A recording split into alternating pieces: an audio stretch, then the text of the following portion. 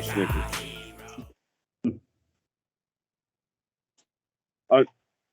Unknown. Are you? Is that better right there? Well, what do you see? Yeah. What do you see? Because I see a quest. That is the questionnaire, ladies and gentlemen. I am the unknown factor, aka that Wade Wilson of hip hop. Sorry, I'm just a little strange, but that's besides the point, and neither here nor there, right? And you know, if the quest is on, you know that man's in the house, my Zalian brother from another mother. What's up, everybody? It's Jay D-Day Hardaway in the building. Yeah. Well, outside the building. Man, before we get into our guest tonight, which I cannot say is a pleasure, I just got to say, I just want to thank all the past guests at this point and all the guests that we have booked coming up that some of y'all's recorded, some of y'all's not. There's some other crap booked at this point that's going on, and that's what's up. This is the quest. But tonight, joining our quest is none other than Mark McKenna. Can you guys hear me now? I'm good? Yeah, you're good, Mark. Yeah. Hey, guys. Hey. How goes it, Mark? It's good. You know, I got to be honest with you. Yankees are on right now, so I'm a little torn between hanging out with you guys and watching the Yankees. But, you know, I'll come back to them later. You have no idea how much I love you for that, Mark. I can't even begin to tell you. And if y'all can go to a different episode that was past features, you would understand why. But that's neither here nor there. Mark, much love to you for it. But, you know, with someone that's done as much as you have and been in the industry as long as you have, Hardaway is going to start off with a different question. Am I now? Okay. Well, I mean, Now, you know what I mean. Well, I'm going to ask the greatest question of all time. What's your favorite candy bar? But well, now, Mark, real talk, real question though. Why did you decide to stay in the game as long as you've been in the game?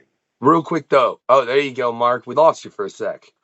No, I'm here. Can you hear me still? All right. Yeah. Well, I just lost your video for a second. Oh, that's okay. All right. Well, I'm glad I'm back. All I'm a Mounds fan. I like the Mounds. I'm not an Almond Joy fan, but I like the Mounds. And the reason I'm in the job, because drawing funny books for a living, it's not a real job, you know, it's enjoyment. The only problem with it is deadlines. If you didn't have deadlines, you wouldn't really have to worry about, you could just draw superheroes all day, and it's kept me young, even though my hair is all white, you know. But yeah, it's an enjoyable. The thing is, Marvel and DC don't call me anymore. You know, they think they kind of feel I'm overpaid, and they can always find the new hot kid for about $50, $60 a page less than. In fact, Marvel even said to me a few years back, we're not hiring guys at the rates we paid you that I developed over 25 years. So I said, so what do? They said you have to reduce your rate by, I think, $35 a page just to keep us in your eye line. Hard to say yes to that, after you've been building up a rate and thousands of pages that you worked on, and I certainly have, at least my name is recognizable to some people. So, but that doesn't matter when they're paying the bills. Marvel back in the 90s, as you guys know, everything was selling 500,000 copies back then in the early 90s. Now I think things are really slim with them, so they have to take it out on page rates and hire less. They get a budget per book per month, and if they use a high-end writer, they have to use a lower-end inker or something to that effect. So it all plays into the game right now. Well, I'll tell you to that end, Mark, and this is a discussion that we've had with several guests as far as to this ilk. What do you think drives that to that degree? Whatever, I guess I ain't got any ring light today. And by that, I mean, like, do you think that the digital market has had a good effect on that? You know what I mean? Do you think that plays in a negative effect? Do you think, and why do you think more than anything, with, let's be honest, comics being more in pop culture than they ever have been? You know what I mean? Comics have never been, and I don't mean I don't mean comic books. I mean, everyone knows who Iron Man, Captain America, Batman, the Riddler, like the amount of characters that are known by random and people and individuals is far higher than it ever was. Why do you think that hasn't driven the market? Right. Well, the Marvel Studios, right, has everything to do with, these movies are multi-billion-dollar movies, and the kids don't need to read the comics anymore to do that. And I'll be honest with you, what I remember hearing is that the Marvel Studios don't give the money back to the comic book industry. They can rape and pillage the comic industry for as much product as they want, but they don't have to give back anything. So you think that Avengers Endgame made, I don't know, $1 billion. You're thinking that the comic book part of the business would do well, but there's really, back in when they did the Michael Keaton Batman back in whatever 1980 something that was 89, there was a marketable difference in comic book sales because that was the first one that really people were now going to the 7-Elevens and the bookstores to go buy Batman comics. But and then when the first X-Men movie came out in 2001, I did the Wolverine movie prequel, and it sold about 84,000 copies, which is a light number, but it was a $5 book. So, you can say it was a 250, it was 170,000 copies, or, do the math. But there's no discernible difference in comic sales because of the movies, which is kind of sad. I think they should set up kiosks in the movie theaters to sell the comics. I think that'd be a great idea. Can I say, and that I think is a good idea. Didn't the past guest bring up that exact idea, Hardaway, at some point? I feel like that discussion's been had. He's genius, and I might be wrong. Something similar may have been said. Okay, and I know on a very recent past episode too, we also went into another aspect, which is you said, back when the original Batman came out, you can go into your 7-Eleven or Walmart or this or that, and there was comic books. You know what I mean? Like that week's comic books were out to a certain degree. And you don't have that anymore. You only have Walmart with their little bundles of like 4 that the whole concept of that annoys me so much as someone that's read comics my whole life. I can't tell you. So I'm curious, man, with everything being so mainstream as far as comics, because you've got complete independent comics getting turned into movies. You've got movies based on comic books that people watch them and they have no idea they're watching a story done by a comic book writer that was drawn by an artist. You know what I mean? Colored by, there was a whole different layer of creating that. How do you think we, one, get people to understand that? I don't think we ever will, Mark, but I'm curious to hear your response. And 2, how do we get it to where they make more use of the medium as far as understanding that it's something that should still be on the spindle racks? It should still be in the newsstand. Yeah. I find out that, they try to pay some respects to comic artists by, at the end of all the movie credits, they always give a little bit of blurb, and they give you maybe 15 names of guys that were, had created the comic book characters, that they're making movies out of. But I always find that they'll take Hollywood people, and then turn these.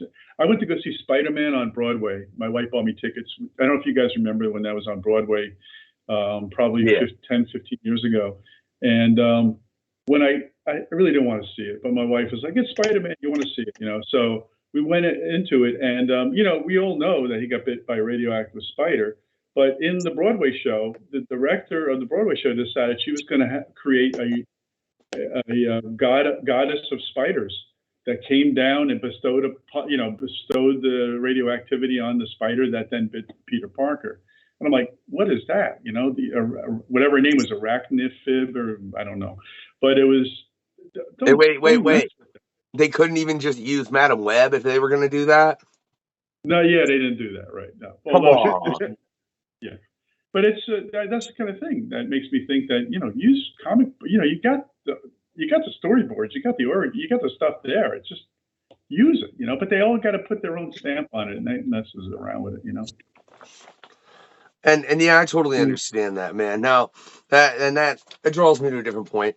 As far as you say, the two films that lived up best to their comic books, you believe, are Infinity War and Guardians of the Galaxy. Now, I want to point out with those two films, I think they did that very well, but they are things that just draw from the source material. You know what I'm saying? They are in no way, shape, or form a direct, here's what it was from the comics. So I like that I've seen Infinity War and Endgame so many times by so many creators. Because it shows you're not that stickler of, oh, they did that wrong. They didn't have Death as which, man, I would have loved to have seen Death and Thanos just infatuated with her. I'm not going to lie, but I'm not going to sit there and go, oh, it's terrible because of that. Right? To that ilk, man, why do you think the original Daredevil did such a bad job? I assume you're referring to the Ben Affleck version. I guess that could be inappropriate or something. Okay. Yeah. You know what? And I actually sat through a decent movie at first. But when I saw him playing on the playground with the seesaw and all the kids are watching a blind man, and I thought, this is stupid, it just made me crazy, that to me is kind of that little scene, it meant more to me. Once you get checked out of a movie, it was hard for me to get back involved with it. I'm like, this isn't right. Also grew up as a Daredevil fan too. So I'm curious then, Mark. I'll do it. Let's say they take that film and they cut that scene. You think it's a good movie then? Jay's laughing over there. I didn't mind it. Does it have rewatchability for me? Not so much. Not like the Avengers movies or the original Iron Man. That's the key for me, is if I can rewatch it again and sit through it. I couldn't even sit through the Eternals twice, and I tried, I'm not a big Eternal fan, but The Eternals, in my opinion, is a film. It was a little look, and God, somebody at DC is about to hate me. They did DC way more successfully what they were trying to do with Justice League and just failed. Okay, yeah. You know what I mean? But that was weird. That's still a hard sell. Here's a whole super team. That's kind of tricky, I mean, it really is. Yeah. That's my main opinion as far as just they were trying to build so much into one film, and Hardaway left. Hardaway making this more difficult to edit, and then you're just gonna come right back, dude. Do you have any idea the pain in the ass edit that you just caused me? Someone called me, so it took out the Bluetooth and everything, and you guys were playing through my phone. I couldn't really hear anything. You wouldn't have been able to hear me. Well, I don't appreciate the person that called you. You tell them you're busy on a quest with Mark McKenna. Damn it. I swear. I could probably tell them I'm on a quest with Jesus and they wouldn't care. They want their money. Thanks for the consideration. I just want to know who don't eat French bread pizza, Mark. You've never had French bread pizza? Are you serious? Stouffer's French bread pizza? I don't know. I'm half Italian. It ain't got to be Stouffer's, bro. You can get that at a restaurant. He just insulted this man. Sorry, man. He said, "Did you have French bread pizza?" His response was, "He's half Italian." Yeah. Oh. Well, wait. Then to that end, there's not like a high quality French bread pizza you would eat? I don't even know what it is, to tell you the truth, Okay, well, Mark, I didn't realize you were half Italian. I'm going to shut the hell up. No, my grandparents are from Bari, Italy, so my mom's maiden name was Angela Tricarico. So if that was your last name, I would have known you were at least half Italian, Mark. Yeah. Tricarico. I have an Aunt Margarita, Aunt Conchetta, and an Aunt Roseanne. McKenna doesn't give that away in any capacity. No, and I don't look Italian either. So whatever, man. I'm sorry about that question. Sorry. Oh my goodness. I will say though, I am going to go I'm going to the supermarket tomorrow, and I'm going to buy a Stouffer's French bread pizza. We'll continue this another time. Oh, that because I sincerely want to know where the tops go. And I That's swear, if you great. can go there and find one that's a top piece and not a bottom piece, I'll be like, Right. I don't know I'm what the on. hell you just did, Mark. Did you just jump universes or something? Because I've never seen one, and that's all I'm saying, right? So I am curious though to see. So your favorite book as a kid, man, was the Avengers, right? And you said the only thing recently you've read is The Walking Dead. You just not find yourself reading much That of was the new I material? was gonna read.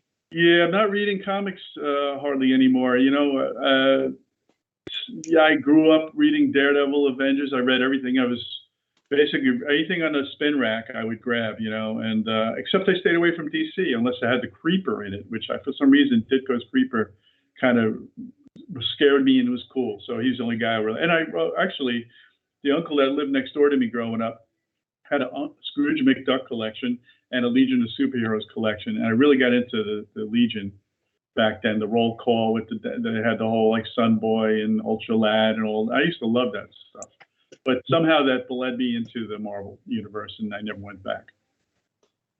All Obviously, right. you really didn't, Mark. But real quick, man, to flip on that. So, why do you not like Scrooge McDuck?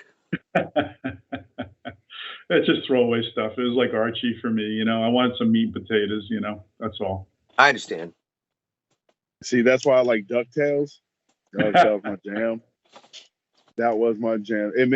I think it added flavor to Scrooge McDuck, but hey, that's my personal opinion. But I got a question. If there was an old like comic character, cartoon character that you could like get your hands on and do your own personal story with, not necessarily change the character, but like do your own story. Who would it be? Who would it be? I like Adam. I'm a big Adam Warlock fan. So I like the Cosmic guys. Never got. I actually worked on Adam Warlock in an issue of Doctor Strange. It was an Infinity Gauntlet crossover. So I did get to work on Silver Surfer, Doctor Doom, and Adam Warlock all in the same book, which is really cool. But I would have loved to do a Warlock book, pretty much like a Creeper book or some of the Jack Kirby characters, Mr. Miracle. I liked all of the New Gods stuff and all that stuff. I actually worked on an issue of Death of the New Gods, which I got to ink Jim Starlin on that, which was pretty huge for me. Him drawing Superman was really cool, But those would be the guys. I also like the DC. I like the Spectre and Deadman. Those kind of offbeat characters are always fun for me too. But let me ask you in ilk to that, man. Out of everything you've worked on, which I like, it's a lot, Mark. I sincerely wish I had the comic book collection I used to. Things happen in life, and we'll just leave it at that. Because God knows I had a chunk of your work as far as just like I could have went through a lot of comics as far as like the Infinity Gauntlet that you was talking about. Where I mean, not the actual 6-issue arc, but how Marvel does everything's tied into everything. One of a time, Yeah. like things like that, Mark. It kind of annoys me, but whatever. That's just a personal note. No, I get that. But Get that. yeah, but I'm curious, man. Out of everyone that you've got a chance to work on, what character just made you just, foam at the mouth the most? As far as just this is pissing me off. I'm raw. And what character had the exact opposite effect, where it was just like, ooh, ooh, yeah. Well, I never really bought the female superhero books, and it wasn't because I had anything against them. It just wasn't where my heart lied, But when I was, when I was working when my first contract was at DC, I was brought on to do Dr. Fate in 1987. So, by the way, I'm really excited to see Pierce Brosnan's take in the Black Adam movie. But I got to work on Legion 89 and 90 back then, and it was a girl-centric superhero group. So I got the chance to learn how to draw, pretty sexy women, which I was all about the muscles and the superhero capes and all that stuff, earlier. But I got pretty good at it. So, but it wasn't, it was just out of when I did that, and also Exiles, which I did 40 issues of Exiles at Marvel. you had a fair amount of women in that group too. So I got pretty good at that. Although I would have to say, if I was picking up and reading it, I wouldn't be so hot on it. My character would still be the Silver Surfer. I'd still love to see. I like to do star scenes, out of space stuff. The whole idea of shooting blasts out of my hands was cool. All that kind of thing. All I know is just based on what you just said. Because look, I read a lot of the Exiles. That's one like I know I had your work within because I God, I don't know how much of the Exiles I had in comic book form, in all honesty, before what happened. But it was a lot. Mhm. It and I'm pretty sure I'm right on this. I'm pretty sure, but like he would have been an interesting addition to the team. Who's that? The Silver Surfer. Oh yeah, they could have done that. Yeah. Sorry, that just didn't tickle my brain. So let's say, man, you say you weren't very much of a fan of the Exiles. Like, if you could put together a team of superheroes, right, to work with, and then pick the writer to write it. Give me the team and give me the writer, Mark. Well, I like the Defenders characters. I liked I liked Submariner. I liked Doctor. I grew up. Doctor Strange. Oh, come on, So no, Mark. 5 heroes. They all have to be from the same universe. 5 heroes and 1 writer. What are you doing, Mark? The guy who started Exiles, and I'm blanking on his name. Guy who wrote the first Exiles. I can't. That went through 5 writers and ended with Chris Claremont. But the first maybe 14 issues were by the guy who I really liked a lot. As far as heroes, I would love to see Adam Warlock, Silver Surfer. Kind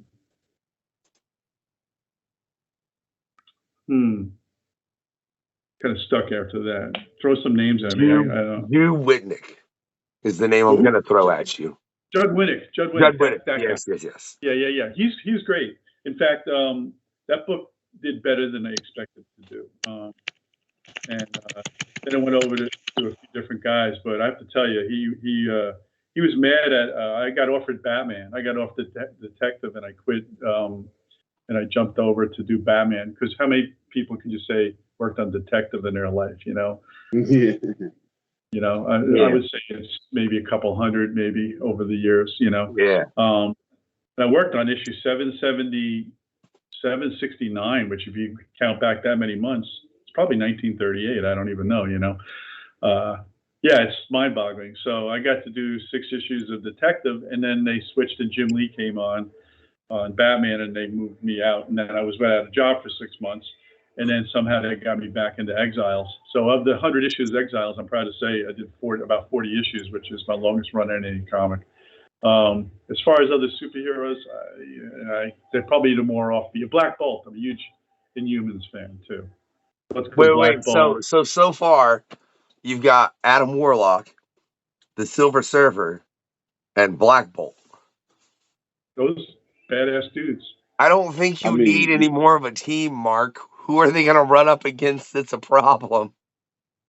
Well, you need one. You need one more person, and there's Better Ray Bill. Beta Ray Bill would be cool, but you also need a guy with the brains, like a Reed Richards or somebody who's going to run that. That written by you, man. Can someone go pitch that to Marvel for me? Because I'm kind of enticed now. Because I'm sorry, you can't put that team together and there not be something really, really, really bad going on that they have to deal with.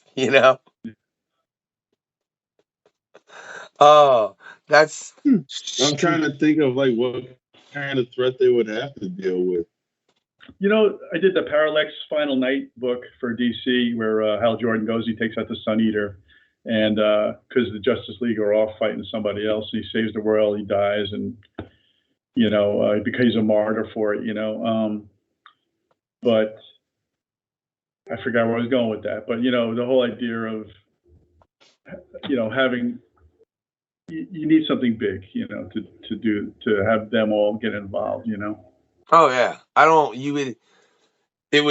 trying to think of it would have to beat So an something evil to Doctor Strange, an evil Doctor Strange. Not that one that was like half-ass evil or the Sinister Strange in the movie. I mean like a true blue evil, like the Maker version of Reed Richards. You know what I'm saying? Mm-hmm. Like just a Doctor Strange. It's like, you know what? I took everybody's everything. Like he's walking around with the Infinity Gauntlet with the 10 rings and stuff like that, with the Eye of Agamotto, just like motherfucking got a cosmic Galactus is on a cube, leash behind him and cosmic shit like cubes are that. hovering Like behind him. just Yeah, walk around just like I am a monster. Yeah. yeah.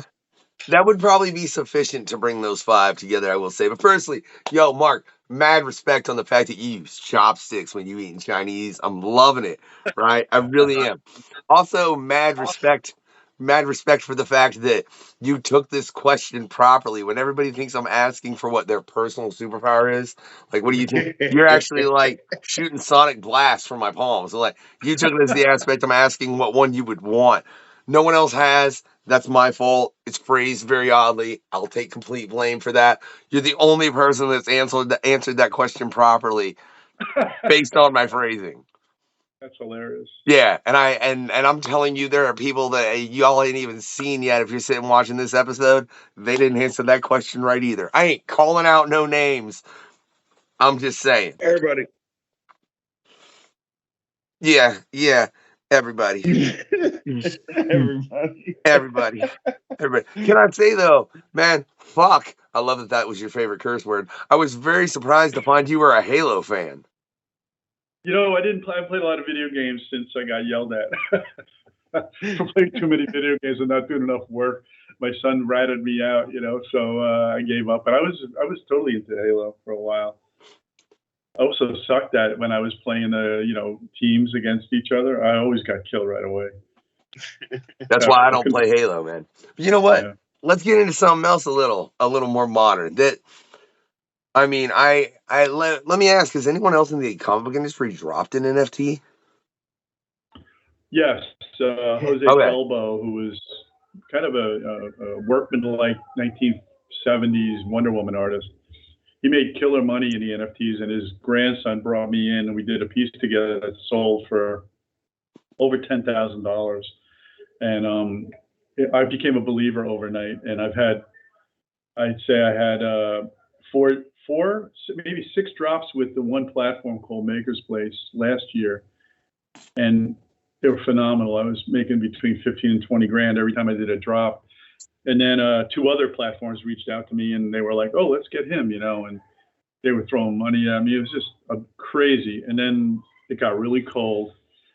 January I had a good drop, and then I did an Alice in Wonderland drop because that's public domain stuff. And all of a sudden in April everything froze and everything stayed. Nothing was selling, and I'm like, "Ooh, what happened?" But the economy is tanking, and everything is kind of part of that, So, but I have another drop next week, and it's going to be mythology, fantasy. I think I sent you a link to it. I don't know if you got to see it. I believe if when this episode drops, you'll either be able to go and check that out right now. The link will be in the description. I don't care where you are, Spotify, I said Abilify, like that's some shit that this Audible is what I meant. Amazon, YouTube, wherever you're at. The link is in the description. You can go check that out for yourself. I want to make that clear for y'all. When you open up your messages, it will be there. Oh, Hardaway. You really did make this a whore to edit. You know that? Because I just realized look. Quick pause, ladies and gentlemen.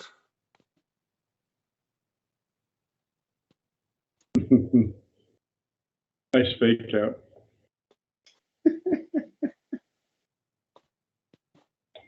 Hardaway, what are you doing? You're an asshole. Well, you dropped out of the call.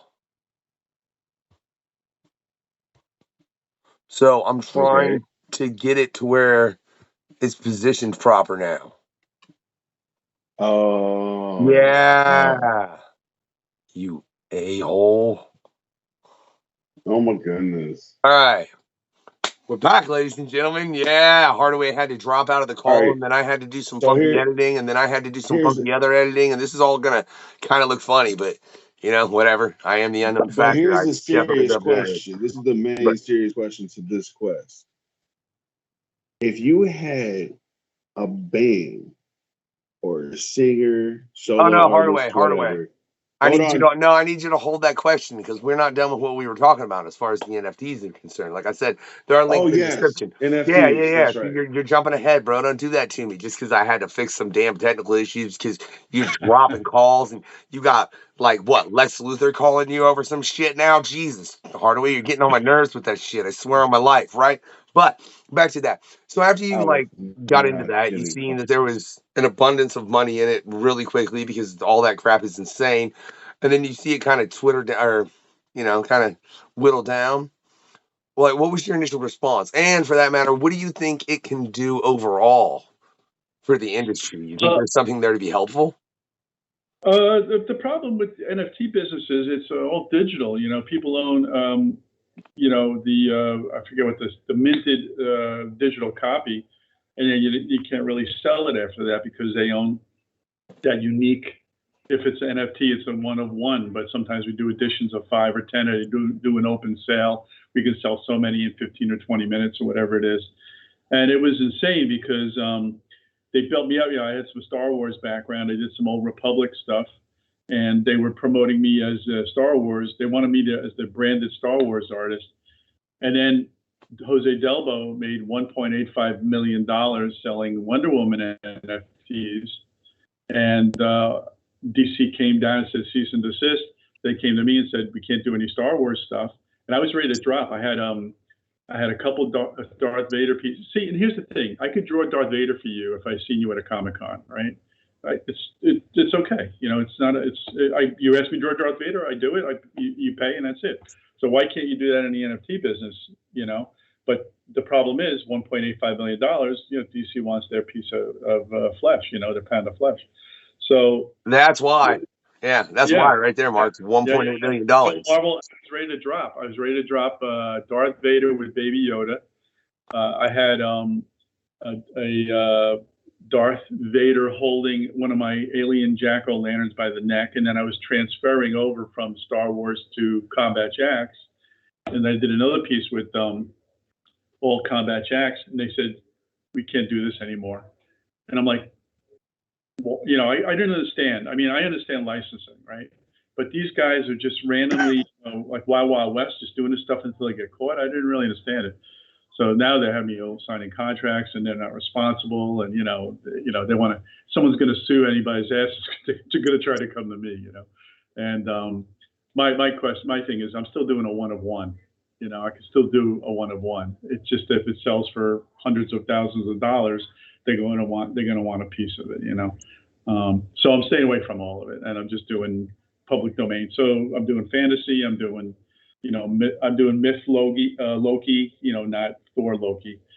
I'm doing, succubuses and Hercules and Megara, you know, that kind of stuff. And I'm going to probably do more of that kind of thing. Yeah, monsters, universal monsters, you know, but don't call him the Wolfman or the creature from the Black Lagoon. I had to come up with different names, you know, like that, Fishman, whatever. Wait, why can't you say Wolfman or because Universal owns that, don't they? Yeah, but I could. They actually went to the platform Terra Virtua, which is one of the platforms I did work for, and they dropped a Wolfman, a Frankenstein, and a Dracula. But I had to change their names. I forgot what I changed them to. It was just enough to keep them, you know, without getting mad at me, you know. But they were it wasn't Bela Lugosi. It was just, you know, illustrated Dracula, Wolfman. It looks like Lon Chaney, you know. But they didn't bitch about that, you know. So not sure about the NFT market. All I know is I had a really good year last year, and if I could have another good couple of drops, I'm good, you know. It's one of those markets that's just like the stock market. It's fluctuating right now. The stock market's not making a lot of money. No one's really making any money off of that Unless stuff you're at the dicking moment in them by time. like spiking a GameStop, up to hell as far as a price that it shouldn't even be. And I think that's hilarious. Screw the elite, but that's just my opinion, right? But you know what? There's one thing I didn't take a look at Mark, until right now, and I really wish I would have. Is there a graphic novel for Combat Jacks? That shit looks hilarious. Yeah, so I did a hardcover. Okay. Oh. Oh, I collected the 4 issues, and my forward is by which is really cool. I have the forward by Sandy King Carpenter. Oh. John Carpenter's wife wrote my forward. That. Mm-hmm. Yeah, that's. Yeah. So what I did is collected a 4-issue miniseries. I ran a Kickstarter for it. I collected enough to do the book, and I put a 5-page prologue story, in the beginning of it with new product and covers that people never saw before. And I apologize firstly for the madness of my life, Mark, and the fact that I hadn't researched that particular thing a bit more. No worries. I'm kind of looking over at the Combat Jacks website right now, which you can click in the description, just so you know. And that looks absolutely hilarious. Why and how did you come up with that? It was just one of those things where it was around Halloween. I was just talking to my son, who was probably just around 18, 19. I said, there's not enough good, jack-o'-lantern monsters out there, And we just started to come up with this whole alien race of jack-o'-lanterns on another planet on the other side of the sun in the same trajectory as Earth is. So it's a climate that could have growth. And we were looking for, some place for Earth's overpopulation. Eventually you're going to run into stuff that you've seen before. It's just you can't keep leaving the planet without, coming up with some excuse, And these alien pumpkins are there, and the Space Marines get taken out. They'd send prisoner terraformers there to kind of build up for the future, and they get all ripped up. And it was a one shot. And then IDW came up to me and said to me, "If you do this as a 4-issue miniseries, we'll collect it for you." And but I did the original in 2012. And it took me 3 years to do the next one because I wasn't really thinking about it. I was doing a one and done 34-page comic. And then when I started thinking about putting it together as a bigger project, I had to get all the help involved. And I had like 4 colorists keep coming in and, going in and out. And, but I paid everybody, for the Kickstarter, and we did it, but at the time, the IDW said, "Oh, we have too much on our plate now. We can't do it anymore." But I had the intention, if they didn't, I would still do it myself, So I published it. I have 9 cases in my garage, I'm just running a Halloween sale right now, just trying to move some product, Just the beauty of that book is I raised almost $9,000 to do it. And that was about my printing cost for 1,000 copies was, affordable, So I can sell them for a penny and make a penny, But so the $20 books I'm selling right now for $10, $5 ship it. If you want, I'll draw something in it, for you and move some more books, Hey, Mark, I'm gonna talk to you afterward. I feel like I need that, right? In all honesty, even though I've got like 5 graphic novels, I still need to read it as it stands. I don't care. I'll add another. But that's neither here nor there. Yeah, that's neither here nor not, there. Wait, the main question of Hardaway. This quest. Oh, can you hold off on that question real quick, because he brought up another point that I really want to get into, because you said you did that via Kickstarter, right? No, look, because you just did it to me multiple times. I know, but I'm going to do it again. Hardaway, I love you, brother. Look, he was bringing up how he did that off Kickstarter, right? But bro, he was talking about how he did that off Kickstarter, right? That's fine. We can get back into it. You hold your question for a second. Ask your question. Segue that into a box that you can open up in 20 seconds. All right, because we gotta know. Who would play your theme music if you had theme music? Ooh, John Williams. Get the Star Wars guy. Talk about theme music for that thing? Yeah. Yeah, like the theme music for your life in existence. Oh, totally John Williams, That's a ridiculously fabulous answer, because it's John Williams, and there's a reason everyone knows. Da da da da. Or y'all know. I ain't gonna say no. I'm just shutting up before we get copyright infringement on this. I ain't gonna. Like suddenly I can't post your interview, Mark, because I hummed too much of the Star Wars theme. Son of a bitch. But first, brilliant answer. But I want to know, man. Like you said, you launched that off Kickstarter.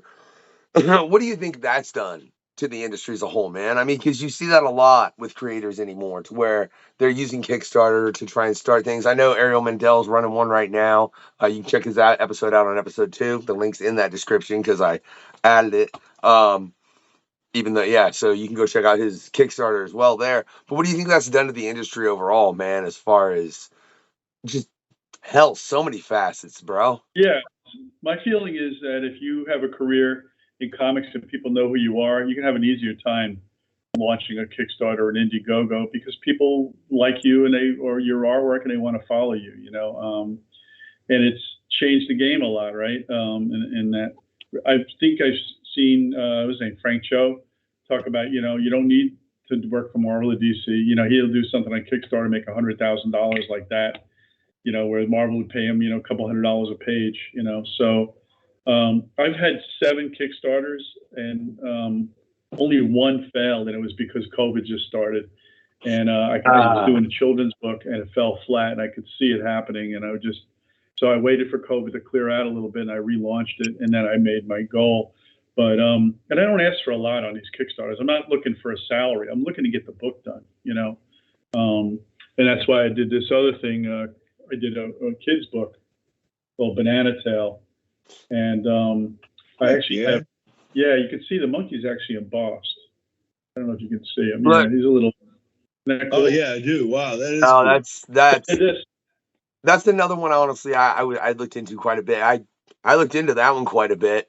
And there better be a link in the description. There's a link there's a lot of links in the description for Mark. All right, I swear I'm gonna make him send me the list because I'm like, look, Mark, just send me whatever you want there. That book. I want to make sure I don't forget nothing because I know you got your website. You got the website for both of those respectively. There's a lot there. Mark's done a lot in the industry, ladies and gentlemen. But I love what made you want to write a kid's book like that, man. I already know the answer to that. It was your kids. I don't even know why I'm bloody well asking because I read that on the website, so I'm not going to ask that question. What made you make such a goofy story, bro? I read a description of every one of those characters, and it's wonderful. My dad came up with the concept of a monkey who had a banana for a tail. I drew it. It looked too freaking weird and phallic, and I just said, let me just change the color of his tail, Tic Tac the plaid zebra, and then I made the little baby rhino mood color changing so little kids could associate mood with color. If she's blue, she's sad. If she's red, she's angry. I thought that was a nice little thing.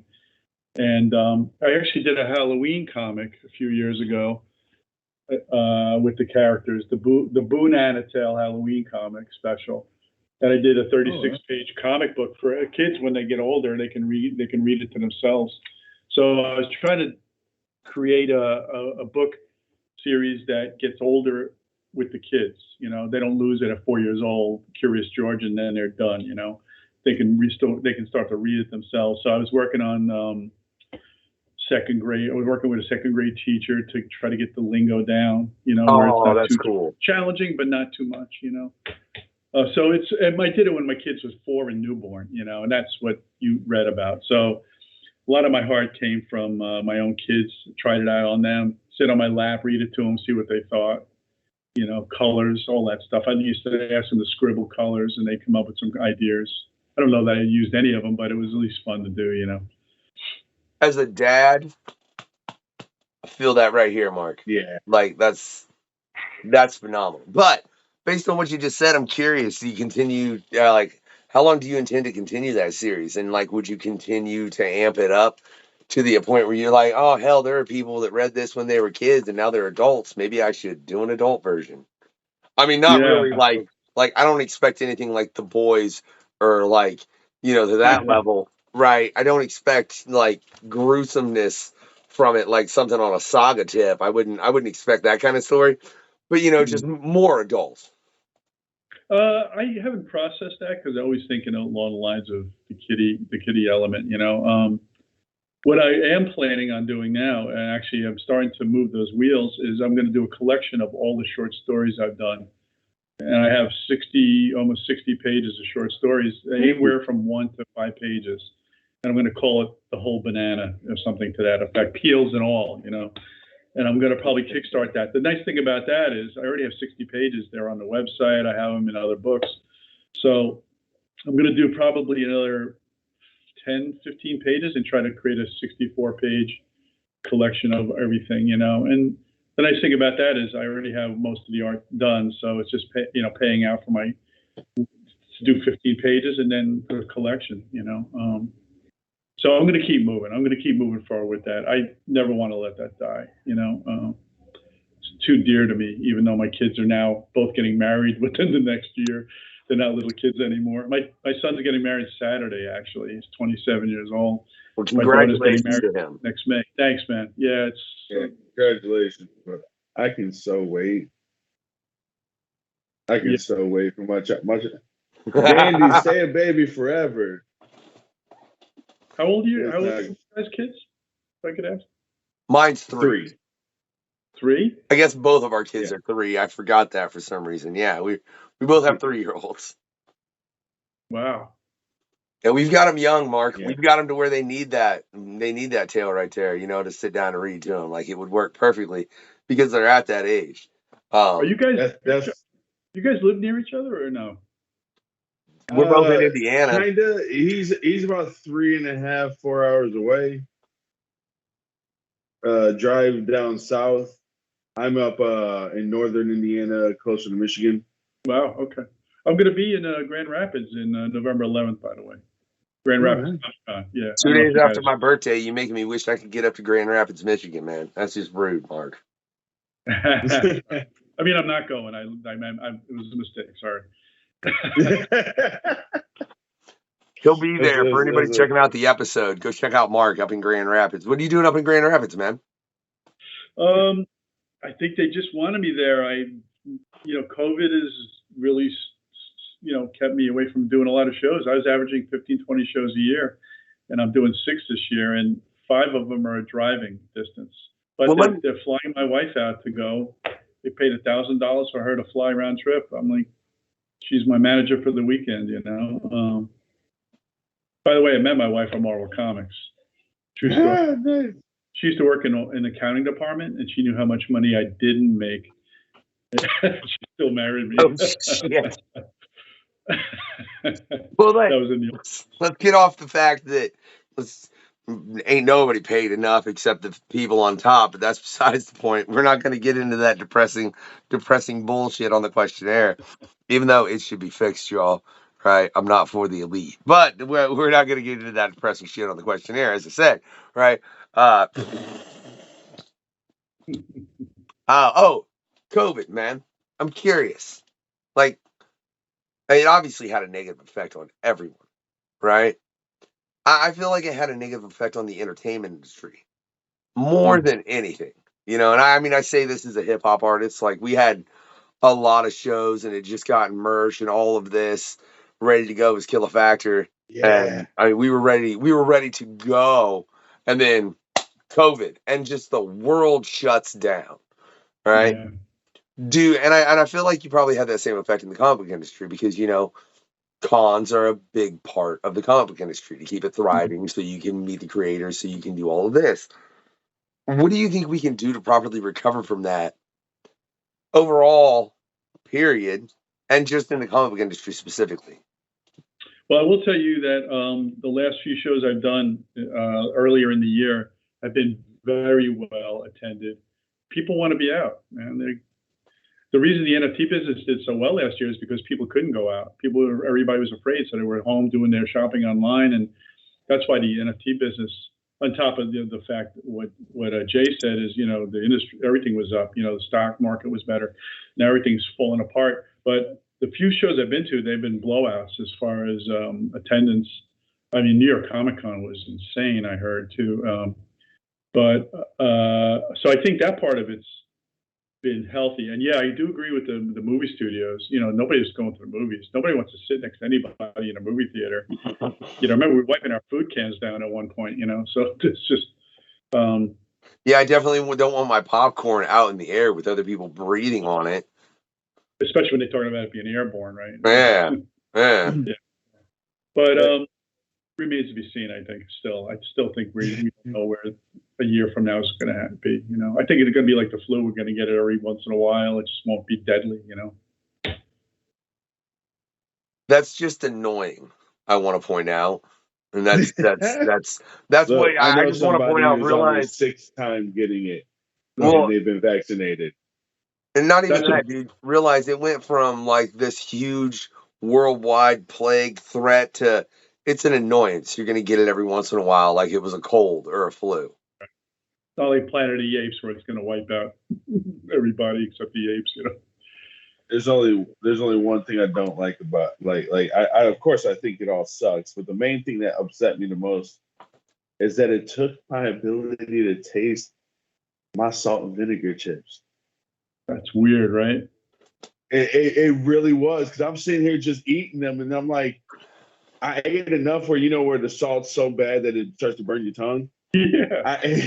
I ate so many so I could feel My the burn, God. but I couldn't taste the flavor. So I was like, there was no fucking reward for the burn, and I was like, this is stupid. And then I couldn't smell. Yeah. And like, I tried to do my job. I tried to go to work and whatnot. But then when I couldn't smell, I looked at my boss and was like, look, this, and I held up the caulk gun that I had. I was like, it's a deadly chemical. It says right here, if you can't smell it, it's bad. I can't smell it. Well, I'll tell you. You can't smell it. Yeah. On the note of things that smell. It's really one of those ones that can cause some like serious brain damage if you like whiff it. And I'm sitting here just like talking, the boss talking. I'm like, wait. Usually I'm like pulling back. You know what I'm saying? I'm just like, be it real quick. Right there in front of it. Notice Hardaway trying to come up with an excuse for what he says is brain damage. I'm just saying, right? But on the note of things to smell, bro, how's your favorite food gonna be a fungus? There's a story in Banana Tail called A Fungus Among Us. I did scary mushrooms. I don't know. I don't know why. I mean, mushroom, pizza and mushrooms, Italian pizza. Not the French pizza. I love that Mark makes it clear. Like, let me be clear, Italian pizza. I love that, Mark. That's phenomenal. Yeah, I don't know. I just mushrooms. When you ask me your favorite food, I'm like mushrooms. I just can eat them. I don't know. I like them. I like mushroom sauce. I like mushroom soup. Have you ever had chicken of the woods? I don't know what that is. Chicken of the woods. Yeah, chicken of the woods. It's a type of mushroom. All right, look. There's two. There's two of them. One's a frog and one's a mushroom. All right. And I know that sounds really weird, but it's the truth. If you Google it, you're gonna see a frog, and then there's a mushroom. The mushroom has the same consistency as chicken, and it holds flavor just like chicken. I want that. Yeah. I don't know if you get that in New Jersey though. I don't know. All I know is, did you notice Mark just went, "Oh, I want that." that was Mark's exact words. Crazy. And can I say, I can't stand the smell of that shit either. Mark, I hate peanut butter. I do so much. Unfortunately, my 3-year-old loves it, so I have to deal with quite a bit of it. And it's just annoying, man. And how is it your favorite shape and your most confusing is infinity? And I'm curious as to what exactly you mean by that. Do you just mean the concept of an infinite expansion as far as what the universe is? It's that figure 8 thing going on there. Or the figure 8. Okay. That's why I wasn't sure if you meant the actual symbol for infinity or if you meant the actual concept of infinity. Yeah, my wife was here. I was going to say curvy, but I don't want her to get mad at me, so I bailed on that one, and went with the infinity figure 8 thingy. It also confounds me because it's like that weird image where you're walking down the stairs, that image you're walking down the stairs and all of a sudden they turn into some other thing and you're looking at like, how does this even make sense, Mm-hmm. Well, I do want to say this, though. One of our guests did say his favorite shape was his wife. There you go. I screwed that one up. Damn it. That's the best answer we've ever gotten for favorite shape. I'm like, dude, you said your wife?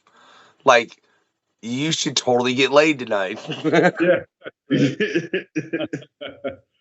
Make sure she's hearing that. Absolutely. Yeah, I mean that's the best answer ever. I swear somebody's gonna catch on to that episode and people are gonna be like, I'm gonna answer you like he answered. You know, I do find it favorite on a different note, man. Like your favorite genre of film is horror. I mean, I know you did Combat Jacks, but I don't know, man. I'm trying to think back at your work that I've personally seen. I can't think of a lot that was horror influenced. So if you're like, shut up, dude, right here. I did this as one of my own projects where I got a bunch of quiet, new guys. The Tomb of Balberith it is. Oh. And I had three of my friends come up with characters, monster characters, and I introduced them with this Balberith, which I came up with. I looked up demon names, and it was a cool character. So, Mark, stop showing me things I want to buy off you. That's all you're doing. You've done it 3 damn times now in the span of this episode. I'm like, well, I need that, and I need that, and I need that. And I'll hook you up. Don't worry about it. You like for real, Mark? You keep showing me shit I want. Yeah, I definitely need. I need it all. Well, let's flip it to definitely for my daughter the banana one, but yeah, like I need. Well, I just want to know though. Pumpkin people. Yes. Yeah, that sounds. Combat Jacks. That sounds terrific, bro. It really does. Those demons, I'm not gonna lie, they look like the more badass versions of Real Monsters. Like they look like the way more badass versions of that. And I'm especially the one. I wasn't gonna say nothing, but can you bring that up real quick again, Mark? The mouse guy. Yeah, the one. Yeah, it looks so much like out of Real Monsters. He so much does, man. It's awesome, right? I really. Yeah, it's the dude that held up his. But the character in the show just held up his eyeballs. He didn't have an eyeball. It's black and white. Oh, that's dope, man. I'll get down with black and white. I read all kinds of things. But let me flip this back to the question I was getting to. Let's say you could pick a classic horror character. Whether it be Dracula, the Wolfman, Jason Voorhees, a xenomorph from Aliens, because I don't care what you all say, it's a classic fucking horror character, period. That's the truth of it. Right? Or anyone else, for that matter. What would you most like to have the chance to get pages on? To get what on? Pages on. If the Creature of Black Lagoon was kind of cool. Problem is, he's not easy to draw, right? I kind of like. I tell you, I could sit there and watch Universal Monster movies all the time. I think more Wolfman and Frankenstein, though, than Dracula. All right. Now, go back to the classics, yeah. Now I got to do it again, Mark. Freddy guy. Now pick your writer. He'd have to be a. I'd love to see. I mean, this is probably too easy, but I'd love to see Spielberg do a horror movie. Maybe has he ever done anything like that? I don't know. It'd be pretty cool.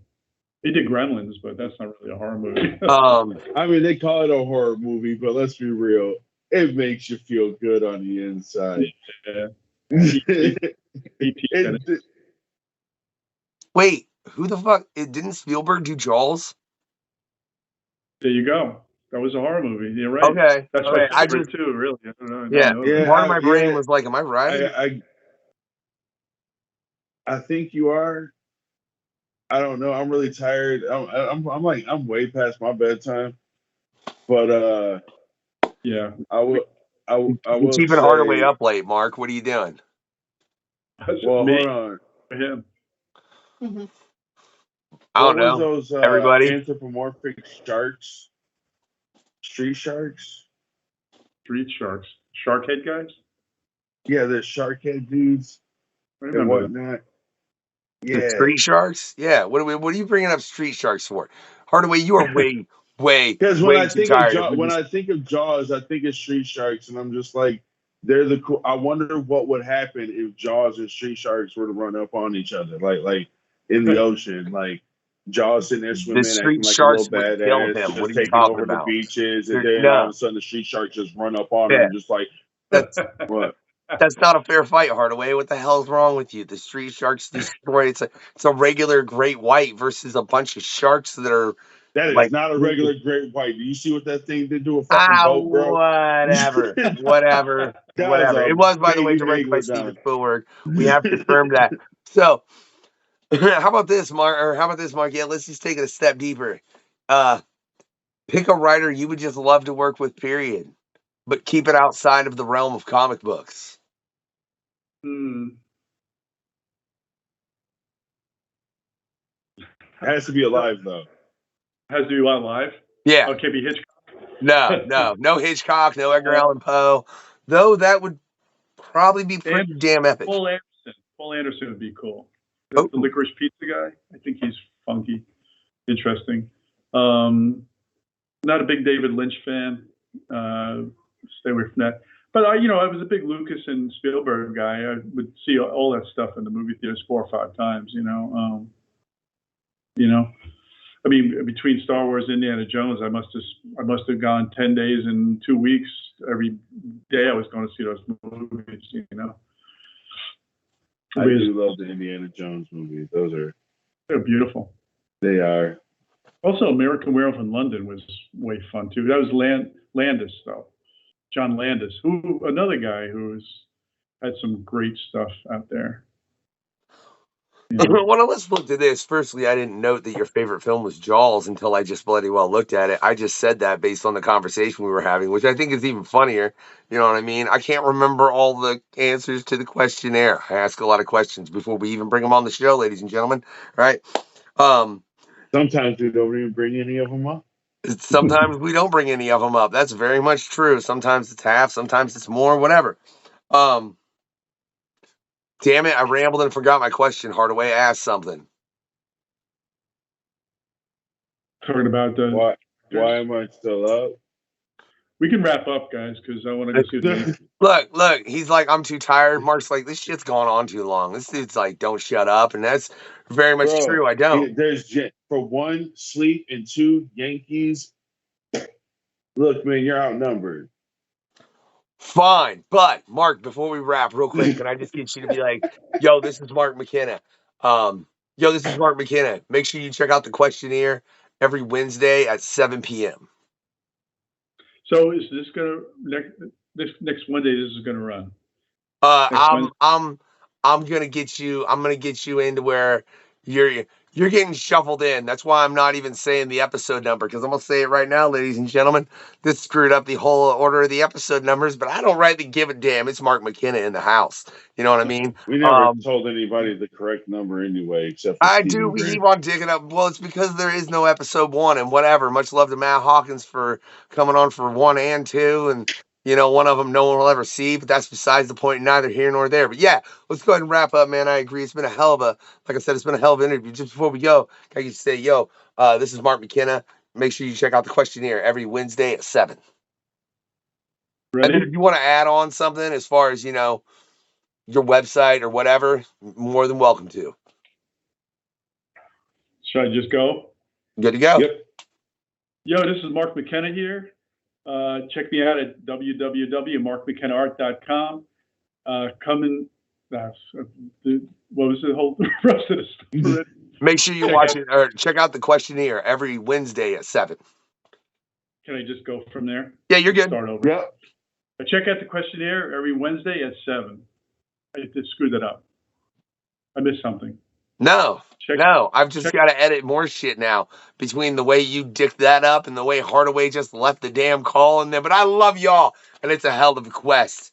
Yeah, and it's nothing more than a tribute to episode 1. Apparently, my cat wants to say hi. Hey, say hi, Jasper. Cat, man. It's about time there was an animal on this show. Oh, actually, I take that back. Steve had his cat on the show. I forgot. Cat sleep. Yeah. Yeah. I mean, it is getting late. I know we need to let Hardaway get to sleep so he can actually work, because God knows we just do this all the time. And Mark, it has been a pleasure. Everyone, make sure you check all the links listed below. for Mark. There's a lot and an abundance there. I'm going to be bugging Mark about, dude, I need the books you showed me during this show because they all look For real. phenomenal. They all look phenomenal, Mark. And again, thank you. Yeah, I appreciate you. Yeah, I am the unknown factor. This has been the questionnaire episode question mark. We'll go with that one. It's episode XX 500. That's Jay D-Day Hardaway because he apparently don't know how to be like, hey, have a good night, y'all. This has been. Oh yeah, no, for real though. Peace. Thanks, guys. Have a great night, Mark. Later. And y'all have a great night as well. Continue the quest and get your comic on. Oh, Bye. and like, subscribe, and hit that bell. I forget to say that shit so often, and I really should. But, you know, do that too and get your comic on. No.